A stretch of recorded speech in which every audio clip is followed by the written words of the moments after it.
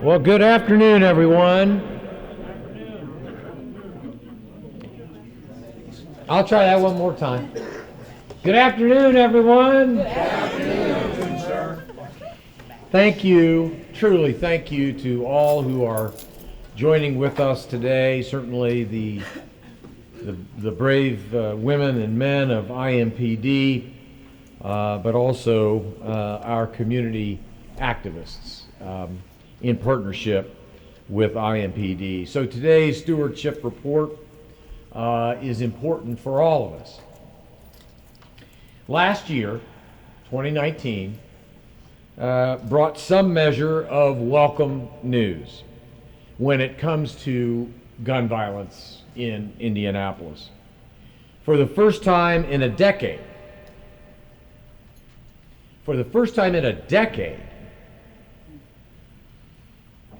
after a return to community-based beat policing and after deploying the community violence intervention strategy, we experienced the number of year-over-year homicides in decline. Now, this joins several years of a decline in the rates of other violent crimes in Indianapolis. But the truth is also, this does not speak to every home. It doesn't speak to every headline.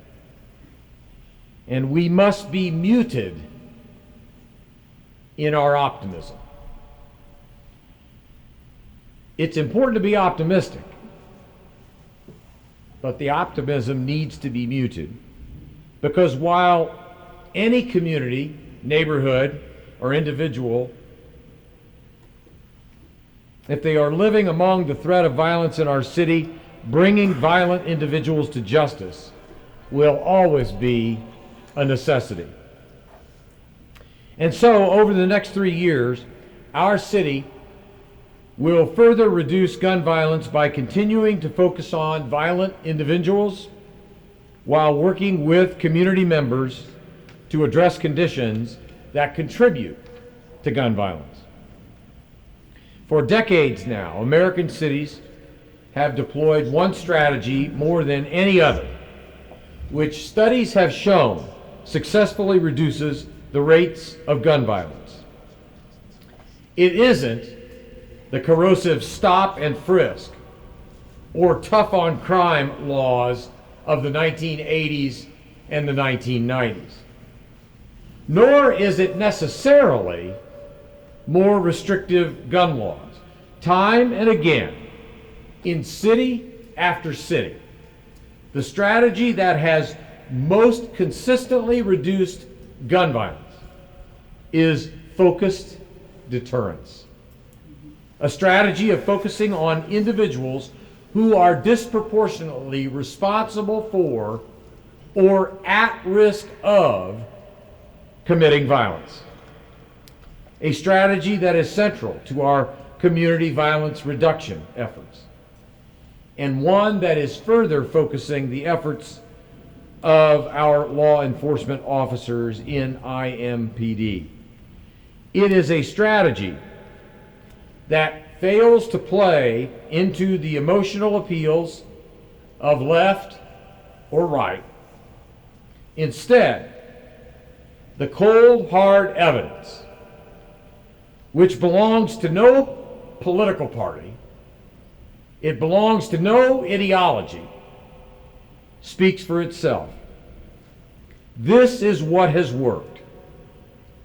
It worked in our city in the late 1990s, when we last saw a dramatic decrease in gun violence between 1998 and 2001. And it has worked in cities throughout America. To be clear, there are no sure things or guarantees, but this is indeed one of the strongest proven methods: focused deterrence. It is a chance not only to further reduce crime rates in our city, but to further build the trust between our police and our neighborhoods, our community. Real and permanent solutions to gun violence must draw from all sectors of Indianapolis: law enforcement, state, county, and local agencies, community organizations, businesses, neighbors, everyone. Law enforcement cannot do it alone, because violence doesn't just affect the immediate victim. It affects all loved ones. It affects the neighborhoods. It affects the community. And yes, it affects our whole city. It's been said before, but it bears repeating. We're all in this together.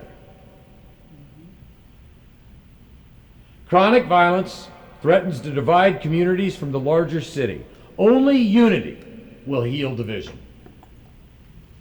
So that is what we must be: unified. We all have the same goal. We all live in the same city. I implore all community members who want to continue reducing violence in our city to play a part. It will be that collaboration which will provide the information that keeps communities safer, that boosts our resources, and that ensures we hold each other accountable in supportive and transparent ways. I'm proud of each and every one of you. I'm proud that you are here today. And I'm proud of our city when it stands together, unified. I'll close with this. The history of our city is that when we come together in Indianapolis as one city, there is nothing that we cannot overcome. You've seen it in so many different contexts. When public and private sectors, when community and neighborhoods come together, Indianapolis is capable of surmounting any challenge. And that is what we embark on today. So with more on this ambitious vision, I am very proud to introduce our new IMPD chief, Randal Taylor.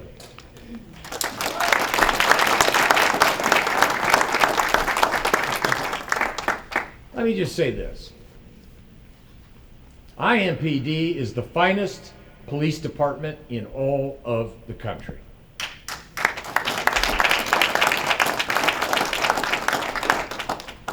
And Chief Taylor will be the first to acknowledge he's got big shoes to fill. Brian Roach was an outstanding chief, but I know Randy Taylor is up to it. He'll be the kind of chief that Brian Roach was in his own way. And we look forward to joining with him as he leads us to a safer community.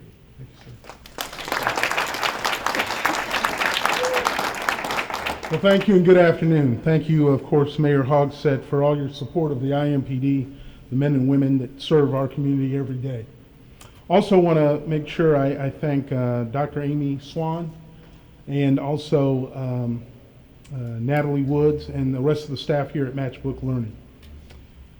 So today we gather for a number of reasons, but one, to look at 2019, but then also to look forward to 2020 and the work that we're going to do together to make our city a safer place. As the mayor mentioned, bringing justice to those who tear individuals' lives and families apart with violent crime is always going to be a necessity. But a preferred approach is to prevent and intervene in this cycle of violence before it shatters lives. This is an ambitious vision for sure, but one that deserves to be pursued. Because everyone in Indianapolis deserves to live a life free of gun violence. The evidence shows us that we must first focus on the highest risk people and places, deploying strategies that balance the threat of consequences with opportunity, allowing those at highest risk of involvement in gun violence the chance to take a different path without incarceration. And in the words of criminal justice researcher Thomas Apt, the violence in our city needs to be viewed as a problem to be solved, not as an argument to be won. And the solutions demand that our criminal justice agencies function as a unified system to address that violence. These themes are what you'll notice throughout today's presentation as we discuss the results and ongoing efforts to solve these issues and to build upon them. So allow me to introduce, for more details, my Assistant Chief of Police, Chris Bailey.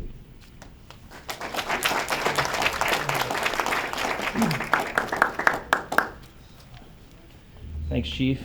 Mayor, thank you. I drew the short straw today. I only have 128 slides, so I hope you guys packed a lunch. Just kidding, just kidding. We'll start off with some statistics that recap our 2019 and in a way to be transparent both when things are going well and when things aren't going well.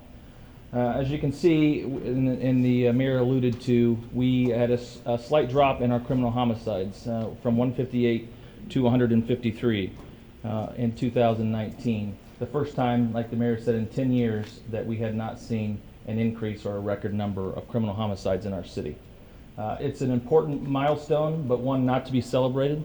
We know that there's a lot of work still left to do, and at least 153 families in our community are suffering and will continue to suffer due to the violence that they had to deal with.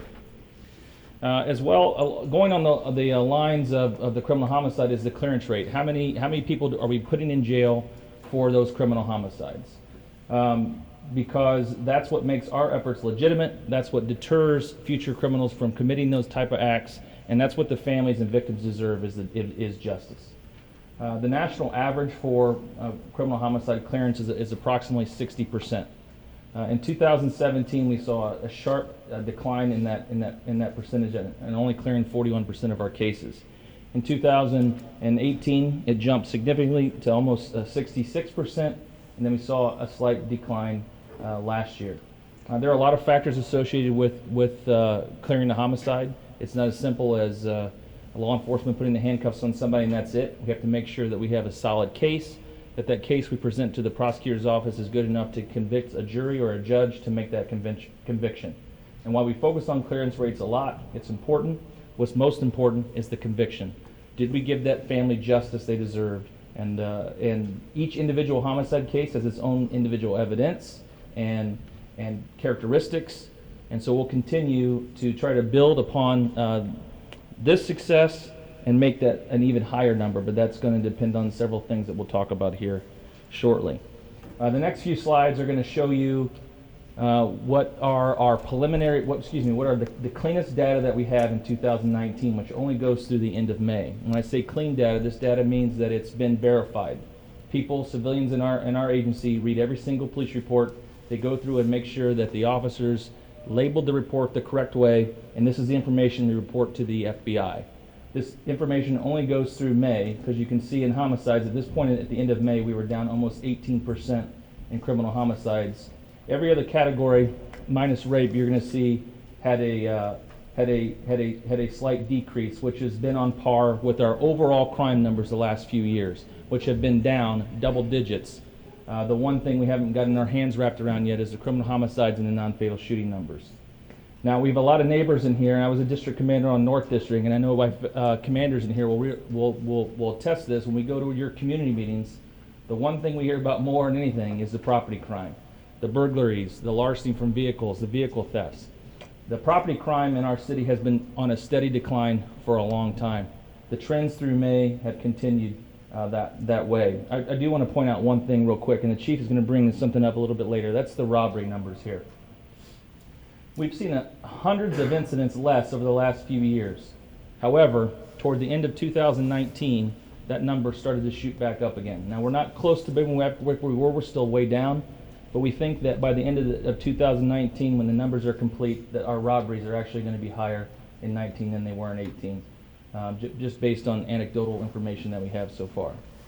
And we're working with our covert robbery unit and some of the businesses to try to rectify that situation.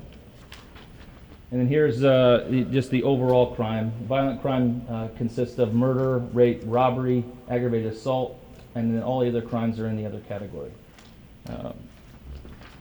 I do want to take a brief minute, and this is where I don't want anybody to fall asleep on me, but we're transitioning, as we're required by the federal government and the FBI, to transition from the Uniform Crime Report, which is UCR, to a program called NIBRS, the National Incident-Based Reporting System.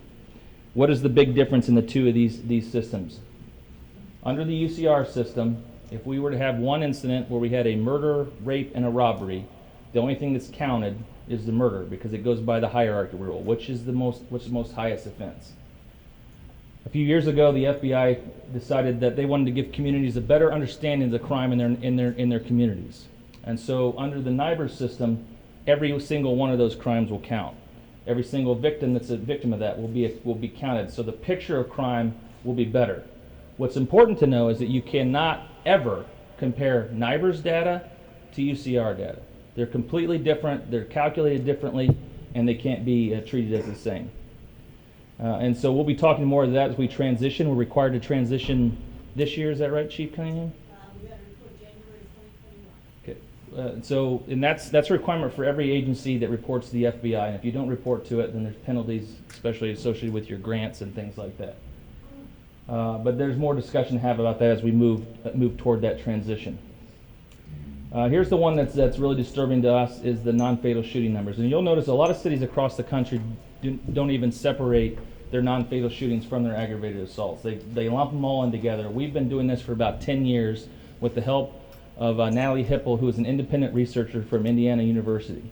She gets with our aggravated assault lieutenant, and they go through every single case to make sure that our numbers are accurate, so that when we report them out, to be transparent, whether they're up or down, we're giving you accurate information. We had 452 incidents compared to 447 the year before. And the disturbing thing for us is that we've had more victims shot at each one of those incidents. But that's what we're focusing on with some of the projects that we're going to talk about going forward, things that we've been doing that we're just building upon, and some new strategies going into 2020. So one of the big things is making sure that we're leveraging technology to our benefit. One of the best things that we implemented last year was a Crime Gun Intelligence Center. This is a collaboration between all the agencies that you see up on that screen, and what they use is forensic and ballistic evidence to connect gun crimes together. So evidence collected at one scene can be connected through forensics and ballistics happening on another scene. Once those connections are made, the detectives and analysts then start looking for who the suspects are, who has fired that gun at least twice. We've had guns in our possession that we've taken off the street in 2019 and disrupted the shooting cycle that were connected in as many as 24 different shootings around our city. One gun used in 24 different incidents. We would not have known that without this new investment in technology and cooperation with our federal partners at the ATF and the United States Attorney's Office.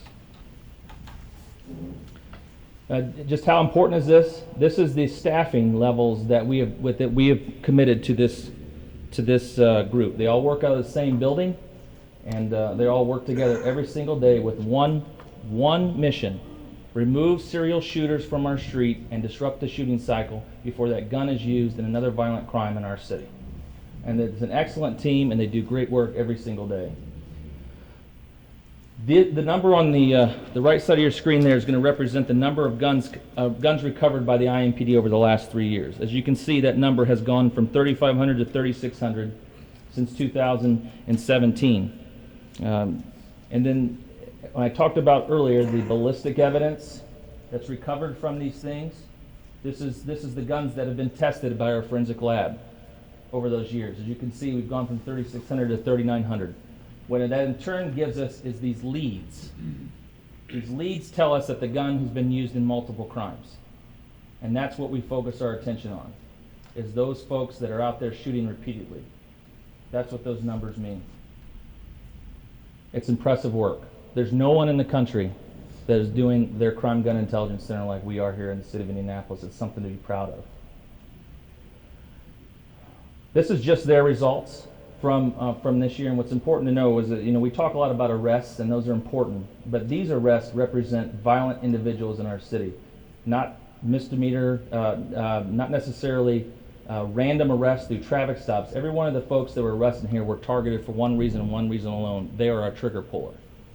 They committed at least 2 acts of gun violence in our city, and our officers spend every day looking for them to disrupt the shooting cycle. They took 254 crime guns off the street.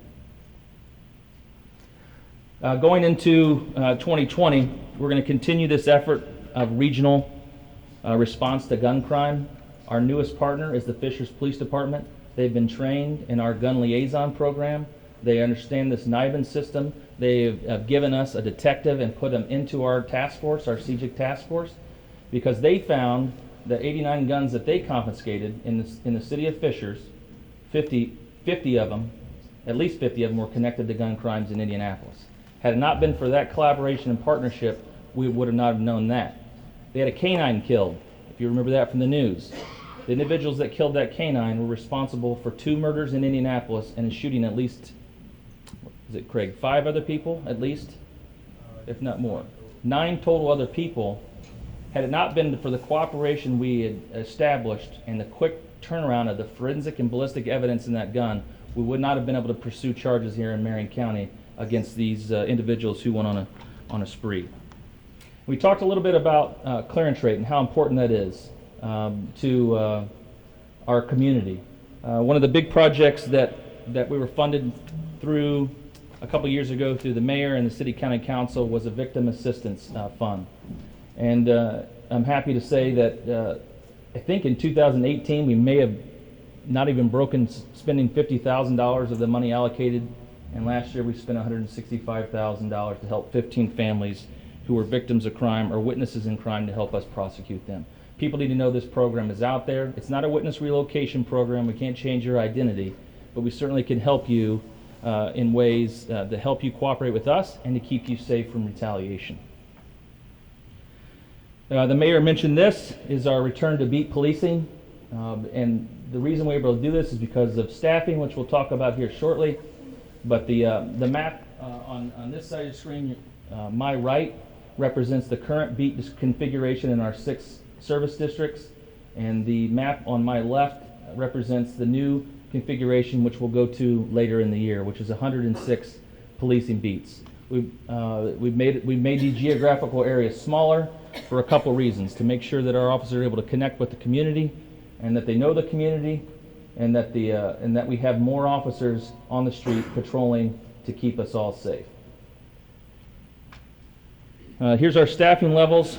I'm proud to say that we currently have the most sworn IMPD staff in the history of law enforcement in this county.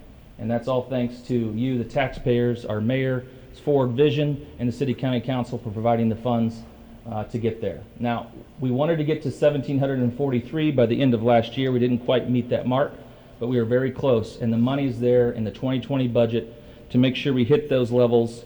And we have 2 classes of recruits scheduled for this year, as well as a possibility of hiring a lateral police class, which is taking veteran officers from other police agencies and then adding them to our ranks. In order to do this, we have to have a strong recruiting unit and a strong recruiting effort. I couldn't be more proud of the efforts of Deputy Chief Cunningham and her staff and newly appointed Major Ida Williams. Because of their efforts and forward thinking and vision and leadership, IMPD reached a historic 31% diversity numbers in women and those that speak multi-languages in this current recruit class. We were able to raise the starting salary from $37,000 to $57,000. We have a program called Pre-Academy Readiness that meets every Tuesday that prepares future recruits, teaches them how to be physically fit, informs them of the process that they're going to be involved in as they move into the recruit and into the academy. And out of that PAR program, that Tuesday night program, there are 17 recruits in this current reclass that participated in that Tuesday night event. That's incredible, and that's great work from our staff out of the academy and the administration division. But it all really starts in the community. Nothing that we do as law enforcement has any legitimacy if we don't have that connection with the community that we serve. And we're so lucky in this city to have a foundation, the Indy Public Safety Foundation, led by Dane Nutty and Chrissy Worcester in the back of the room, who've done a tremendous job of helping us recruit future police officers in our city. One is the IMPD junior recruits. Those are kids from age 9 to 18 who we engage in multiple different things within the police department. They help at events. You can see them out sometimes downtown wandering the streets helping our police department. And then we have a cadet program. The cadet program is for younger people 18 to 22. They're paid by the city, by the foundation. They work in different functions within the police department. They learn about the police department. And then they hopefully, when they graduate college, move right into being police officers in our city. One of our cadets is right here. Why don't you stand up and say hello to everybody.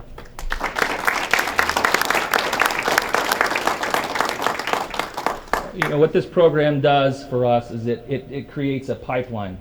Lots of youth that are involved in both these programs come from our underserved communities, black and brown communities, and that helps us as we move forward in our recruiting. And you can see some of our success numbers. We did have one trader that was a cadet, and she's now a police officer in Fishers PD, but we'll forgive her for that. We have plenty more where that came from.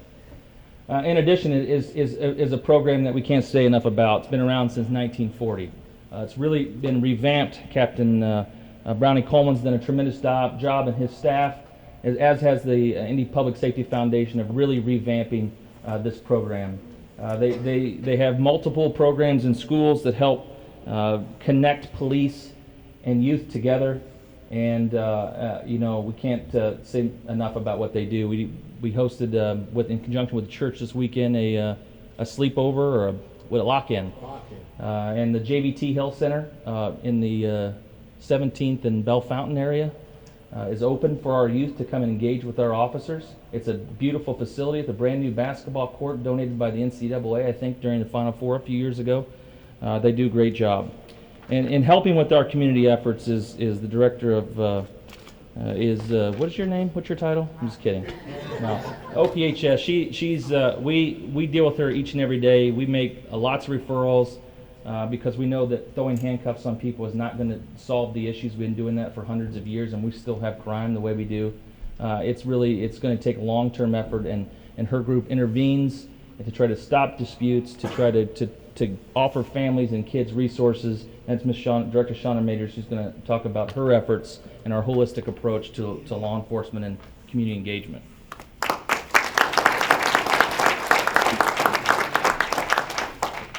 He left me with the other 50 slides. Good afternoon, everybody. Good afternoon. My title is Director of Community Violence Reduction. And I know it's a mouthful, but that's what it is. First, I'd like to thank our mayor for giving me an opportunity to step into this role and giving me the autonomy to research and bring in evidence-based practices. I also want to thank IMPD for being embracing of myself and my staff and helping us whenever we need help. And also I'd like to thank the City County Council for allowing us to do this work, as well as our community members and our community-based organizations and our faith-based organizations that have all chimed in to help with this work. So I just wanted to start by saying thank you all very much for your help. So we're looking at our interventions, first of all, in a holistic way. There are a lot of issues and facets that come with interventions, and that's why we like to make every one of them individual. So I'm going to talk about right now our one-on-one interventions. I have 5, about to have 6 peacemakers on my team that go out and intervene face-to-face with referrals that we receive through IMPD, through the community, through IVRP as well. And what we changed this year from 2018 is that we've gathered our community partners to go out with us when we go to the one-on-ones, and so that we have someone to connect our youth with right away. They're able to build a rapport right away with the service provider as well as my team members. And we stepped up how much we were following up with our people. And so every 30 days is when my staff has to go back and follow up, and they follow up with the community-based organization, the people, and the families. So this year we had 90 interventions sent our way, and we were able to connect all of our people with services, whether they followed through with it or not. And of those 90, 45 led to behavior change. I like to tell a story about a young man that I received. It was a set of twins that were shooters, and they weren't in school. They were running around, shooting, robbing, doing all kind of stuff. We connected them in with a service provider, and the difference that I see in these young men from the first time we interfaced to now is night and day. They have been given the opportunity and the space to be kids again, you know, and not have to worry about the stress of providing for their family and going out to rob and do things. So that's just one of the very many success stories I wanted to share. It's amazing when you see that transformation occur, and that's what we're here to do. Next thing I want to talk about are our community violence interventions. This is our call-ins. I took this from the Operation Ceasefire model that held out of Boston originally, and then Oakland has made it famous. Our goal and our mantra is to keep people safe, alive, and out of prison.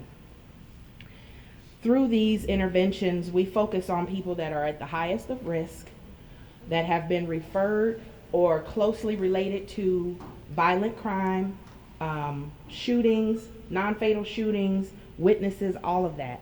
And so we bring them in to have a community message with them, where we tell them that, hey, we love you as your community. We want to see you do better.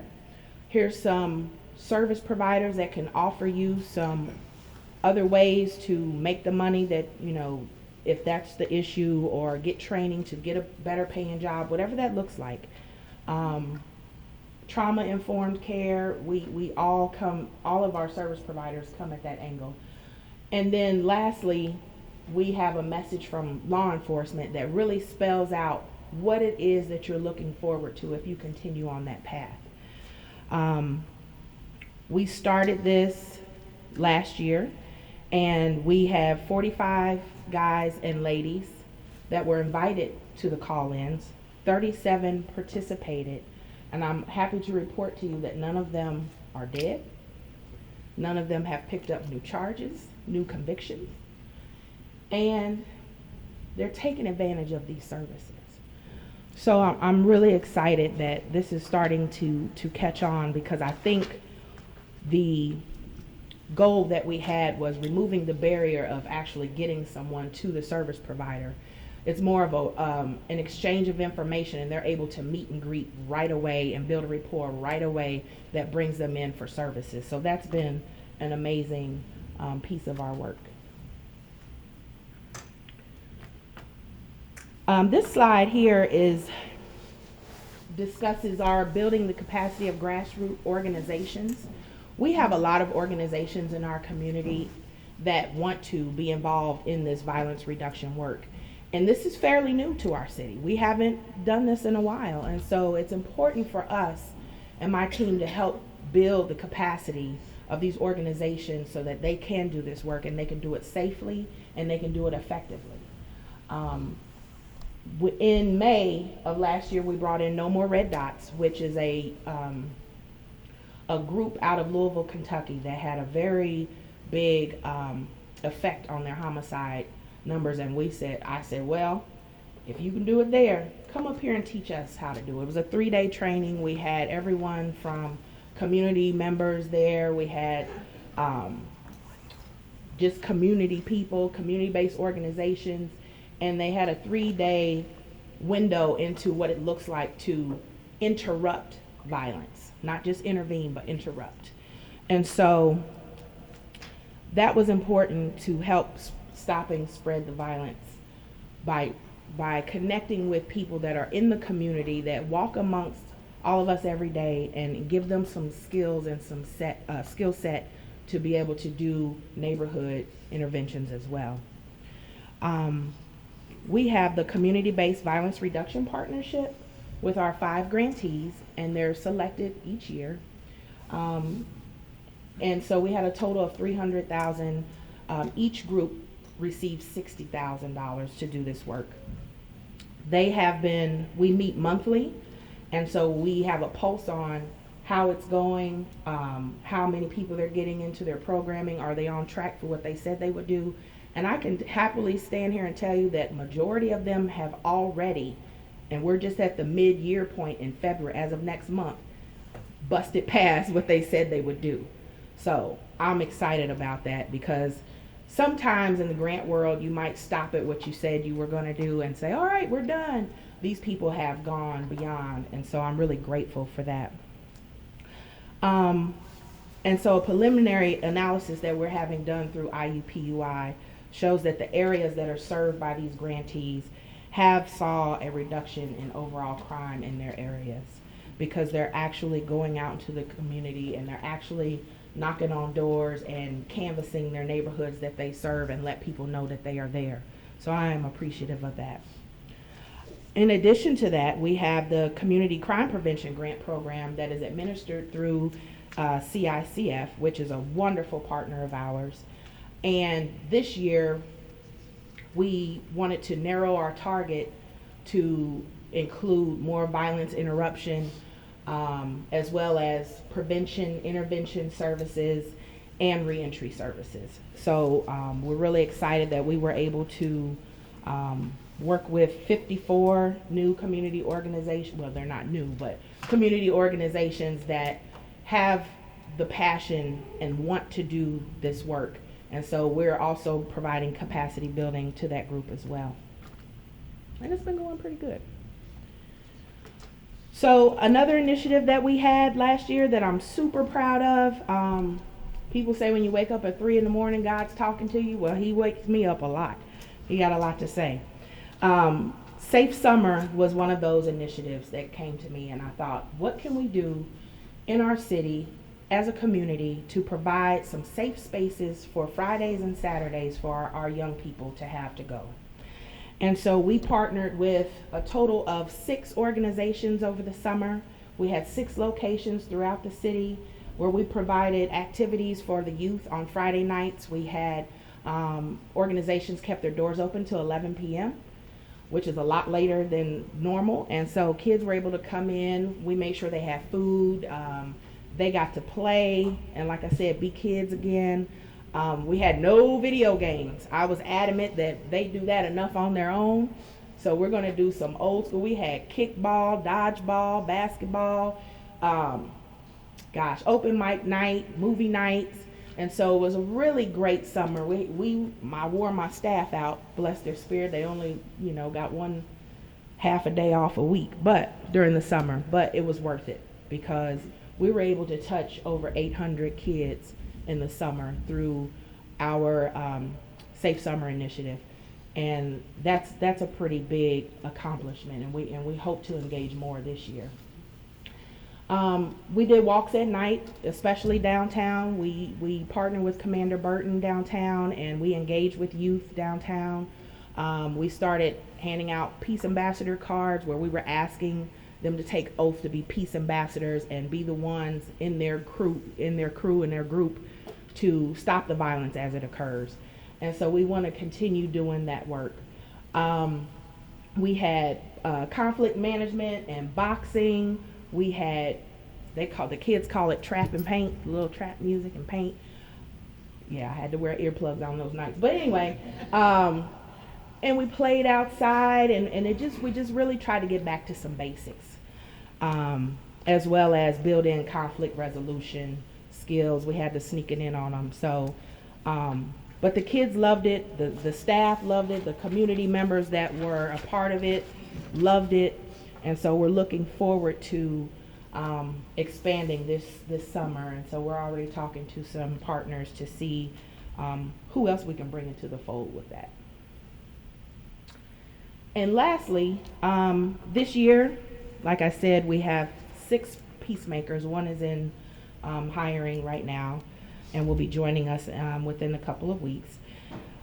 2 are specifically focused on juveniles only. They work in the neighborhoods. They are in the school systems with the kids, talking about violence interruption and what's happening, gun safety and things of that nature. And so they're also talking about trauma and, hey, I've been there and done that too. I can understand, I can relate to you. But you're the one that can be successful if you stick with it. Another initiative that's to look forward to this spring, I am wanting to start neighborhood walking clubs. And what that is it's an effort to do a couple of things. I always do multi-layers. I want people to get out and start focusing on health, because I think Indiana is like one of the fat states or something. So we want to make sure that we're investing in allowing people to get back out in the community and walk. And what I also hope this does is bring the community together so that neighbors begin to learn their neighbors and know their neighbors. And then as they're walking and talking for 30 minutes, they're also starting to point out issues in their neighborhood that they can affect, that they can look at, that they can do something about, and begin to have those type of problem-solving conversations as they walk. So I am in the midst of talking to a lot of different partners, some health partners. I'm trying to get pedometers and Fitbits and all that good stuff, because I think that this is something that we should all be included in. So stay tuned for that. I would love to have IMPD out walking, the neighbors, neighborhood associations, the kids, the husbands, the wives, everybody, just everybody out walking and getting to know each other. We also want to continue our neighborhood enhancement team outreach, which is we have a bunch of partners that come together and we go out and canvass neighborhoods where we're offering resources and services right away. Once again, we're bringing them into the neighborhoods, and we want to continue doing that. We tackle environmental issues in the neighborhoods. We have FIDO there to deal with animals, and so it's a really good partnership, and we want to continue doing that. My team has decided they would like to do some spring break programming, so we're going to get some spring break programming going on for the kids that are on spring break and trying to hit that overlap space, as well as continue Safe Summer and our Indy Peace Partnership. The Indy Peace Partnership is an effort to bring community leaders from neighborhoods across the city to work as a unified entity that is addressing our violence in our city and coming to the table with good solutions that we can all use and be a unified force, because it takes all of us. As the mayor said, it takes absolutely all of us. So with that said, I think I'm turning this back over to Chief Taylor, and I thank you for your time.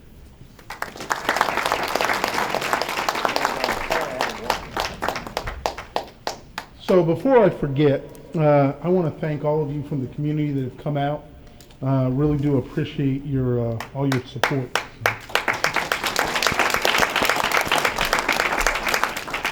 And also, so I kind of get ahead of myself sometimes, so I don't always acknowledge all the people that I should, but I would be remiss if I didn't give credit to my staff. All these men and women that you see in the white shirts are commanders or part of the executive staff, and they do an excellent job. Some are deputy chiefs and some are commanders, but they all really carry a lion's share of the work, and they are always thinking about you and ways to make this city better. So thank you guys for showing up as well.